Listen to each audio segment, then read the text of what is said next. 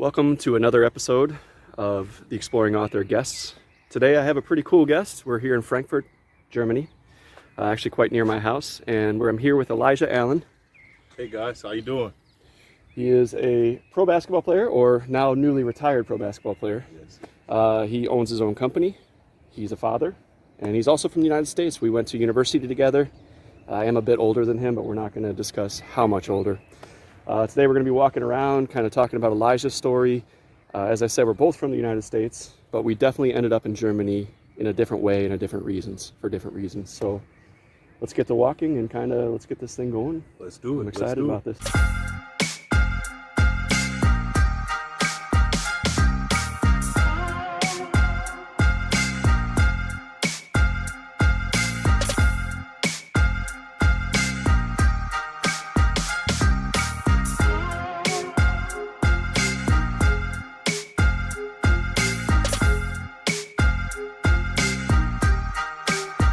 So as I was saying, Elijah and I went to Northwest Missouri State University together.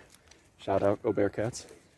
But where are you originally from, and what took you to Northwest Missouri State? I'm from Columbus, Ohio. I really loved to play basketball growing up.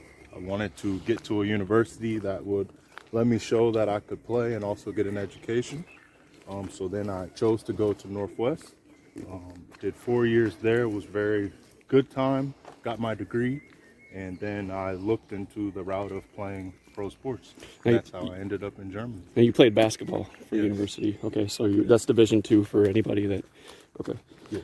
Now, before you decided to play in Europe, I think you told me before that you had a tryout with the professional team in the U.S. as well. Yes.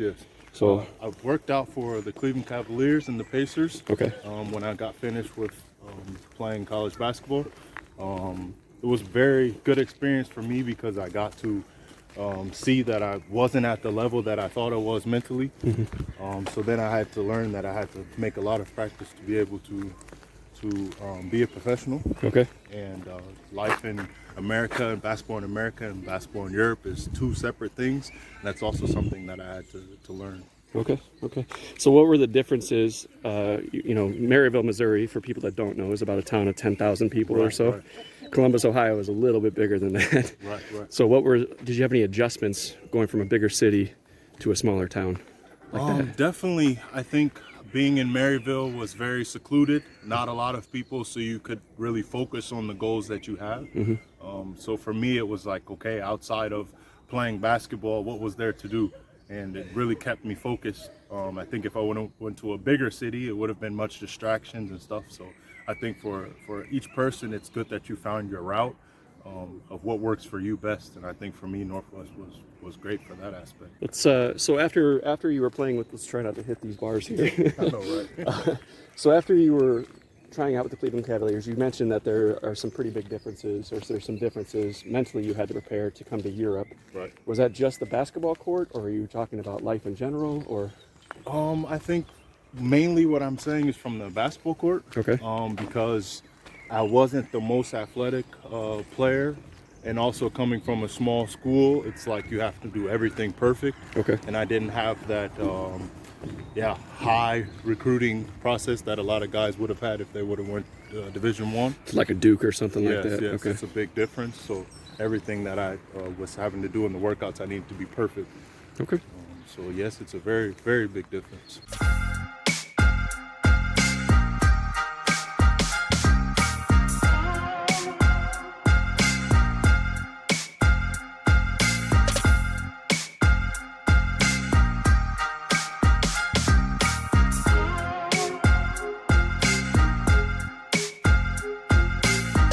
So you're a big fish guy, huh? I'm a huge fish guy. I got blue Florida crabs, amino crabs, lino shrimp, whole lot of different types of fish. So yeah, it goes to show you that not always our athletes just one-sided, right? Not at all. Gotta have a hobby. Take your mind off of everything. Nice. That's a fish for me. That's awesome. Like the leaves that are growing out the water, because like have plants like the moss and stuff like this. I tell you, you learn something new about people every day. I swear. That's interesting. So did you grow up with fish, or is it just I something grew up new? with fish. So my dad had pacus. It's the same. It's like the cousin of piranha. Okay. And it only eats like vegetables. So Yeah. we used to feed it like watermelon, strawberries, grapes, stuff like this, and they get really huge. And then he also had piranhas and Oscars. Oscars. So that's where I fell in love with fish. All right. So you're going on the aggressive side of the fish scale. Yeah. Well, actually, I had aggressive fish, but now I like the peaceful fish. Yeah. As we get older, right? Yeah. I think, yeah, as we get older, it's we start to calm down a little bit. I swear. Yeah. So you have an outdoor pond as well. Yeah. Yeah, I got to stop by. So you're living north of the city of Frankfurt right Yeah, I now, live in right? Friedrichsdorf. Friedrichsdorf, It's okay. only about 25 minutes.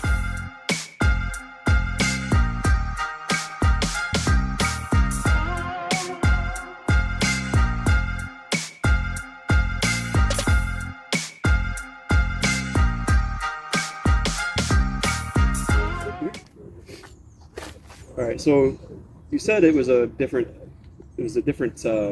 difference between U.S. and European basketball, and you had to get mentally prepared for it. Where did you go after you decided that Europe was the place you wanted to come to basketball? First thing I had to do after college was get an agent.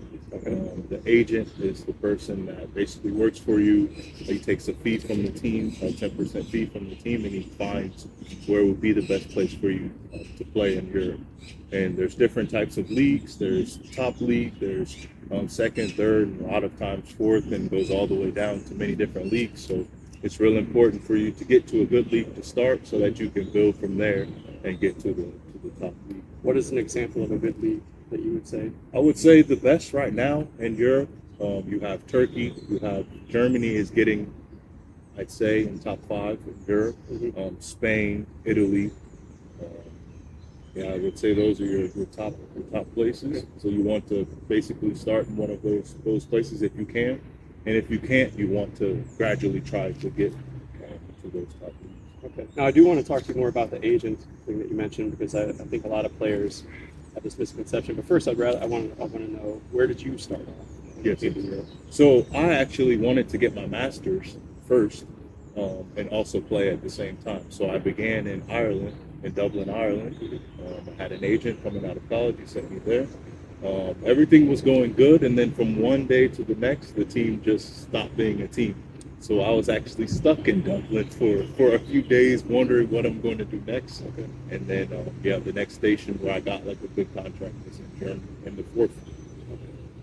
Was that a quick transition into the German fourth league, or did it take some time?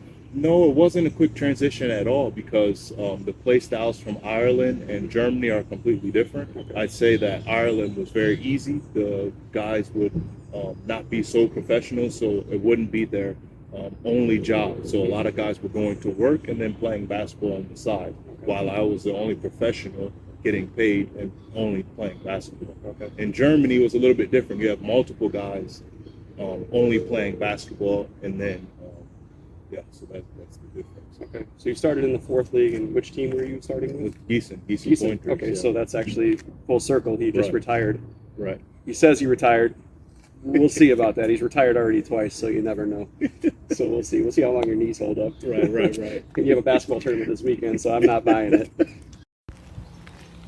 All right, so we were talking about, it's not just waking up, getting on a plane, and showing up in Europe, and you got a contract because you were maybe like a D1 athlete, maybe a high scorer on your team. What do you have to do if like a player right now is watching this and wants to come to Europe and play? What do you have to do? What's a good starting point? Right. So I think it really would depend on which level that you're playing at. So let's say if I'm a high major recruit playing at a D1, you're going to have a little bit less work than you will than being an NAI or D2 guy. Okay. So if I'm a D2 guy, I would try to get an agent that believes in me. So you're going to have to go to Eurobasket and try to find an agent that's going to work hard for you. And then from there, you'll try to get all of your highlights in your film, and then create a resume of what you did in college, how many points, rebounds, all of your statistics. Mm-hmm. And then you basically are offering yourself your services to a team. So it's just like a regular job. You put yourself on the market and then hope that you get picked up. Okay. You can also be proactive and The way that I did it was I went to the teams in Europe, looked at the players they had, contacted the players, and then tried to get like a contact of the coach directly or a contact of the assistant, and then tell them about myself, send them my highlights and stuff, and then ask them, can I get a tryout? So it's almost like, I mean, it's like a regular job then. I mean, Exactly. it's kind of, if you're networking and doing these types of things. So right now, maybe I'm wrong, but if I'm a college athlete and I'm saying, okay, maybe NBA isn't possible for me, but I do want to keep playing, Right. now is the time to start networking. Exactly. Right? Okay. Exactly. You want to start as soon as your season is over. Is when you want to start trying to find an agent and a team. Okay. And yeah, it just takes a lot of work and a lot of patience. Okay. But you would say overall, it's been worth it for you, right? Yeah, it's definitely been worth it. It's been an experience. I think I've experienced the highs and also the lowest of lows. So it's been a great experience. What would you say the biggest benefit has been for maybe even living here or playing ball here? I would say the living aspect has been probably the greatest, because I've been able to travel to different countries and see stuff that I've never would have imagined that there is. You know, America's just different. Here it's just more peaceful. The living, it's no one bothers you, you know, it's just a different lifestyle. Okay. Yeah, so have you developed traveling as something you like to do because of Europe, or was it something when you were applying to come over here that you're kind of like, well, that would be an added bonus? For me, it was always an added bonus, because I, you know, if you look at the map, you start to see like, okay, this country's not that far away. Let's say from Amsterdam is only 5 hours from Frankfurt. So it was just a bonus where I was like, okay, if I play here, I can go with the car ride to the next country and see how the country is. Cool. It's a big bonus. What would you? How many? I'm going to ask the question that I always get asked. Okay. How many countries have you been to? I've never counted, to be honest. Let's say if I had an off day, usually off days are on Sunday, I would just take a quick trip. So I'm not sure. I'd say over 15 probably. Nice. That's pretty impressive. So as we said earlier, you are retiring. So he is retiring officially this time from basketball. And previously you were starting a business, and it's called Progress Your Game. I'm going to leave the link in the bio to his social media, Instagram. Definitely follow along, especially if you're interested in basketball. Even if you're not, it's pretty cool to see. He's posting videos constantly. But can you explain what it is that you do with your business, and you know, what is it about? What are your goals with it and that kind of thing? I started Progress Your Game because I noticed in Europe the development is a little bit behind, I would say, with the basics and the reading of the game. And I think that's the cause of that is because in team practice, you work on team drills, but these things are not things that you work on individually as a player. Okay. So I really wanted to create a space where the kids could come in, work on themselves individually, and be able to get better. So I created a program. We're about a little over 100 people now. The group's about 100 people, and we work out once or twice on the weekend right now, and also sometimes individually during the week, and the kids just come in and try to get better. Now you're not only working with kids. I've been to a few of your practices. Right. So you're working with the various age ranges, skill levels. Right. What are you primarily? Are you trying to work with the kids levels, or are you also working with the pro guys? No, so I said kids because most of the times the pros are a little bit difficult to work with, because in the off season they like to take their time and relax, and which I understand because it's a short off season of 2-3 months. Okay. But I also work with the pros also, but mostly the kids, because I know that the kids will come back from year to year to try to get better. Okay. Yeah. Now, what would you like to see this developed into? Is this like primarily you want to teach the kids, or you want to? I mean, is this, you have a few steps beyond that, or? Yes, I would like a whole program. So I would like for the kids to be able to get out of school on the days that they don't have team practice, to be able to come to the gym, they get their reps in. Okay. They would can get a meal. I think that's important, and also be able to get their homework done all in one facility. I think that would be a great program to have something like that. A lot of times, I think from level to level, the coaches will only teach them exactly what they need for that season, and then the next year they have to learn something else, and then they have to repeat it. But I think it's a little bit easier for a kid if he learns a little bit of everything to start. Then he's like, oh, I remember how to do this. Let me continue with my repetitions with this. Now you have 2 kids of your own. Yes. Ages 7 and 9. Yes. They were born in Germany. Yes. Okay, so there's probably a lot of parents out there. Maybe they're thinking about moving abroad, but they have children. Now, yours are born here, so it's a bit of a different situation. But what is the difference that you can see with your kids growing up in Germany versus how maybe we grew up in the U.S. or how kids grew up in the U.S.? I would say a big difference would be most of the kids in this generation are in the house and not outside. I think we grew up the whole day outside until the lights came on, and then our parents were screaming for us to come in the house, and they had to beg us to come in the house. I think this is changing a lot, where the kids are indoors, they're always PlayStation or on their phone. Okay. So yeah, I think as a parent, you're always finding ways to get them involved, to try to do things outside and stay creative and things like this. Now that's kind of a generational thing for sure. Now we do sound like some old men right now because we were talking about it off camera. Right. But do you see any differences? Because what you're talking about, what you're describing, every time I go back, and maybe it's my buddy's nephews or their kids, I would say I see the same thing. It's screen time, things like that. So Right. is there a huge gap on how they're being brought up here versus if you were bringing them up in the U.S.?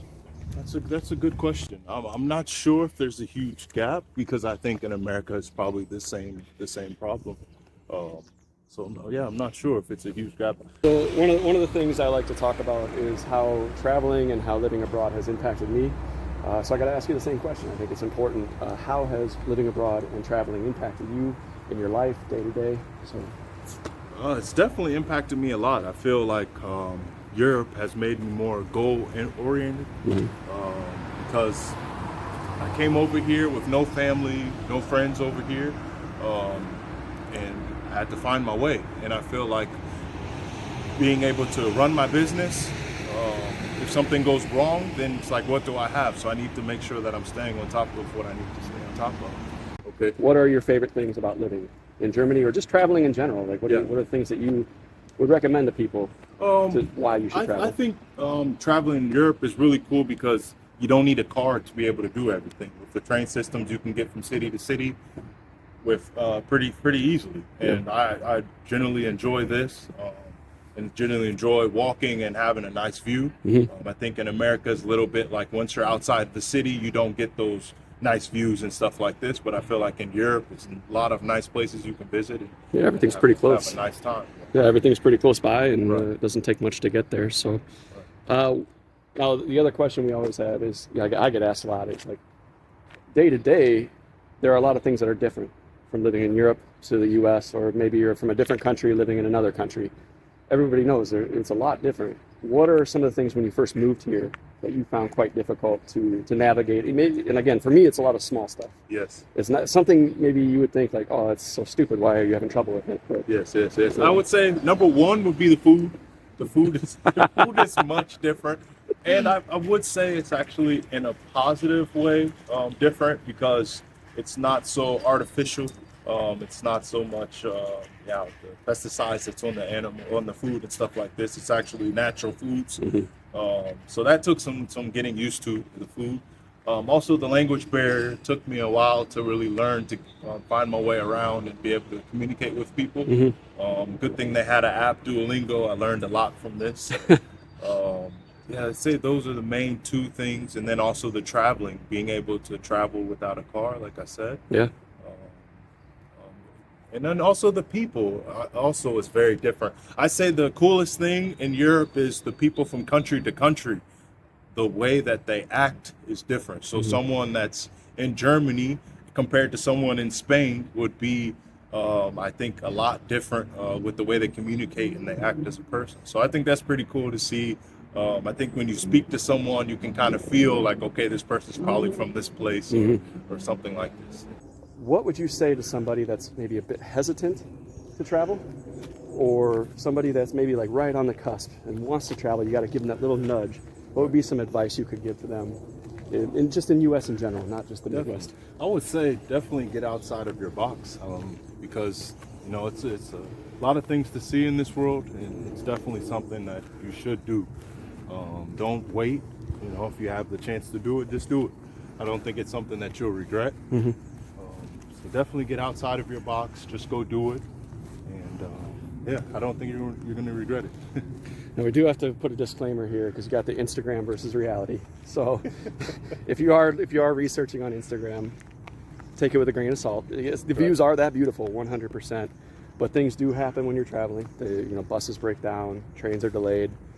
Things do happen. But I think that for me, that helps me grow. Helps you navigate those situations. But it's still, you end up having a good time. You just kind of have to make the most of it. Right. And keep that positive mindset and try to overcome some of the obstacles so you don't ruin your vacation. And I feel like in this generation, it's fairly easy with cell phones. You can get anywhere with Google Maps. If you're stuck anywhere, it's fairly easy to get out of with cell phones nowadays. So it's really nothing to worry about.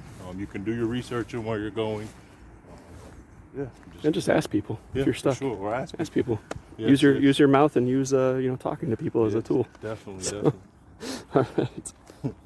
Kind of walked around the park enough times. Sure. I want to thank you for your time, for doing this interview with me. I think it's pretty enlightening for a lot of people, whether they're basketball players, whether they're just looking to come to Europe, or just travel, or just interested in general. So For sure. thank you for your time. For sure. I appreciate it. Yeah, guys, again, link in the description. Progress your game. Go give it a follow. It'll help him, and he's trying to do some pretty cool things over here in Europe. I respect it. I think a lot of you guys probably do too. So we're going to call it, and it's Friday, so it's time to go enjoy our weekend. So you got to go play basketball in Berlin. Right. I told you he's not really retiring. I'm retired. He's got a basketball tournament. So, all right. See you guys next episode. See you.